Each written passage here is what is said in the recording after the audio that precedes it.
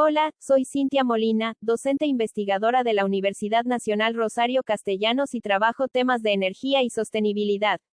Hoy quiero compartirles los resultados de una investigación sobre los factores que explican la persistencia del uso de leña en los hogares salvadoreños, un tema que conecta directamente con los desafíos de la transición energética, el cambio climático y la pobreza en América Latina.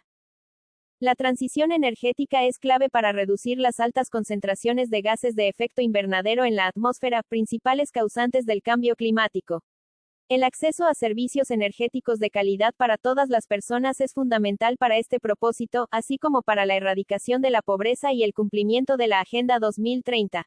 América Latina y el Caribe muestran avances importantes en este sentido. La proporción de hogares con acceso a la electricidad pasó de 88.3% en 2000 a 96.5% en 2023, siendo las zonas rurales el mayor progreso, que pasó de 67.7% a 90.9%. No obstante, hay diferencias significativas a nivel regional, nacional y subnacional. Países como Paraguay, Costa Rica y Brasil tienen las tasas más bajas de población sin acceso a la electricidad, mientras Guatemala, Nicaragua y El Salvador presentan los porcentajes más bajos.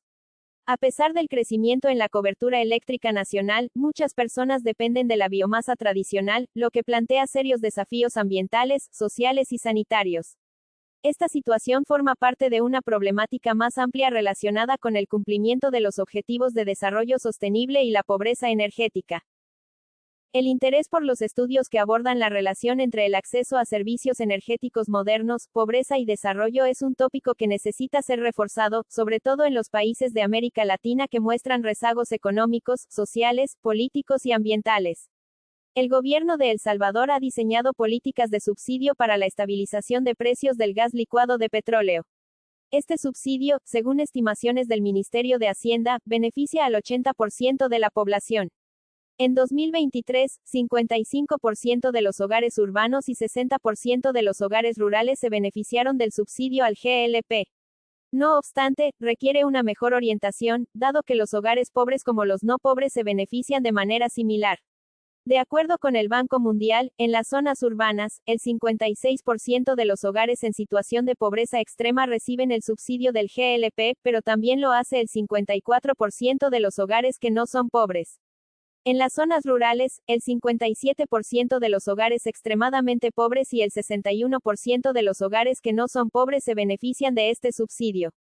Esto refleja que la política energética del país no ha sido suficiente para distinguir adecuadamente entre los grupos socioeconómicos que realmente requieren el subsidio. En este contexto, es fundamental examinar los factores que determinan la persistencia del uso de leña en los hogares pobres y evaluar si existen patrones estructurales que dificultan la transición hacia fuentes de energía más limpias. La teoría sostiene que la dependencia de la biomasa tradicional, particularmente la madera, como principal fuente de energía es una compleja interacción de factores socioeconómicos y geográficos, así como cuestiones asociadas a la desigualdad territorial. Abarcan limitaciones económicas, déficits de infraestructura y preferencias culturales. Asimismo, destaca que existe una jerarquía natural y universal en el uso de combustibles domésticos donde se considera que, a medida que aumentan los ingresos, los hogares sustituyen la leña y el carbón vegetal por queroseno y gas butano, y progresivamente, por gas canalizado o electricidad. En los países en desarrollo, este patrón de consumo se vincula principalmente con comunidades rurales que viven en condiciones de pobreza. Adicionalmente, no obstante del progreso económico experimentado por muchos países latinoamericanos en las últimas décadas, una proporción significativa de la población, especialmente en las zonas rurales e indígenas, continúa dependiendo de la leña como su principal fuente de energía para cocinar. Esta persistencia es un vestigio de prácticas tradicionales arraigadas, reforzada al no existir infraestructura eléctrica confiable ni redes de distribución de gas. También responde a profundas desigualdades estructurales en el acceso a la energía, la tierra y otros recursos básicos. En las zonas rurales, los altos costos de los combustibles de cocina como el gas y la electricidad, sumados a los desafíos logísticos en su distribución, constituyen barreras significativas de acceso a estos energéticos, lo que efectivamente encierra a las comunidades en un ciclo de dependencia de la leña.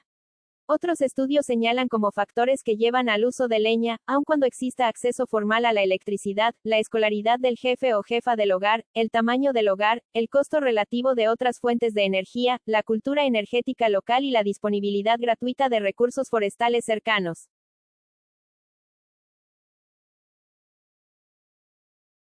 Este estudio adopta un enfoque cuantitativo explicativo, orientado a identificar los factores que inciden en la propensión al uso de leña como fuente principal de energía para cocinar en hogares salvadoreños.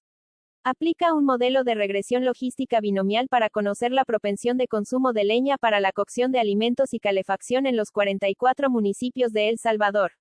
Las variables seleccionadas para explicar la propensión del consumo de leña provienen de los datos del Censo de Población y Vivienda de 2024 y de la Guía para los 44 municipios de El Salvador, compilada por el Programa de las Naciones Unidas en 2024. El conjunto de variables independientes se seleccionó considerando factores estructurales que inciden en las condiciones de acceso y patrones de consumo en los hogares. Entre ellas, se incluyó el porcentaje de población rural y el porcentaje de personas en situación de pobreza como variables que reflejan las condiciones socioterritoriales de cada unidad de análisis. Adicionalmente, se incorporaron variables de infraestructura básica y equipamiento del hogar, el porcentaje de viviendas sin acceso a electricidad y el porcentaje de hogares que disponen de estufa como indicadores de acceso a bienes y servicios esenciales. Un aspecto central en el ajuste del modelo es la inclusión de un término de interacción multiplicativa entre rural y pobreza. La decisión de incorporar esta interacción se fundamenta en la hipótesis de que el efecto de la pobreza sobre la probabilidad de consumo varía en función del grado de ruralidad de la zona.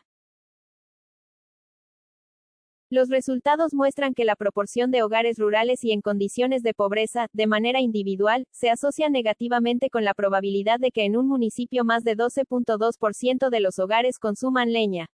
En contraste, la falta de acceso a electricidad no presenta un efecto significativo, mientras que la presencia de estufa incrementa la probabilidad de consumo. Es decir, que, en hogares con acceso a la red eléctrica, el uso de leña persiste. Esto revela que el acceso formal al servicio eléctrico no garantiza una transición energética real.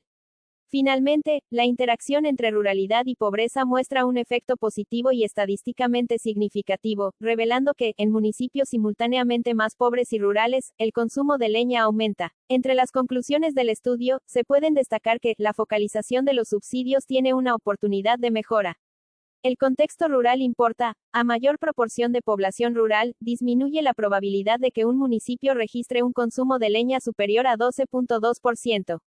La presencia de estufa incrementa significativamente la probabilidad de consumo de leña, lo que refleja que disponer de este equipo facilita o incentiva su uso como combustible principal. No basta con caracterizar un municipio como más rural para explicar altos niveles de consumo. Factores asociados al acceso y uso de tecnologías de cocción como la estufa tienen un peso relevante.